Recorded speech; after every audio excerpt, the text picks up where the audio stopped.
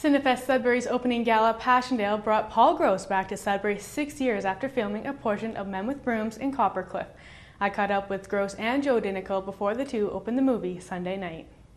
For Paul Gross, who not only stars in Passchendaele as Sergeant Michael Dunn, a character based on his grandfather, but who also wrote, directed, and produced the film, Passchendaele truly is a project close to his heart.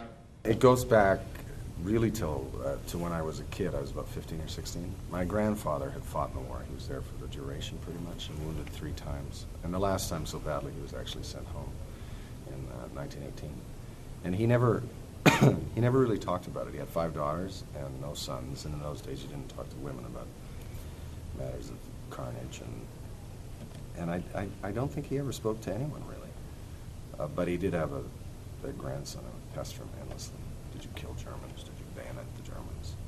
And most of the time he'd just ignore that. And then one day he started talking. We were fishing in a lake in southern Alberta. And the story that he told me forms the opening scene of the film. When describing Passchendaele, Gross says it's not your typical war movie.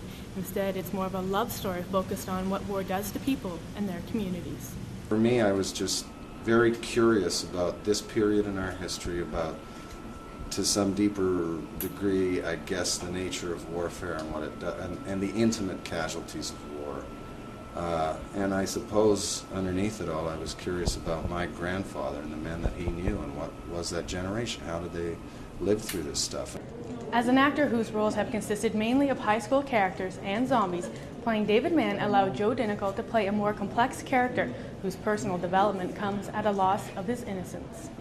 It's a tricky character in that he's got sort of very adult ideas about himself and about life, but he has no adult experience in life. So learning to ride that line between being a child and being an adult is something that was incredibly valuable to learn certainly as a young actor, to find out the line between being a child and being becoming a man.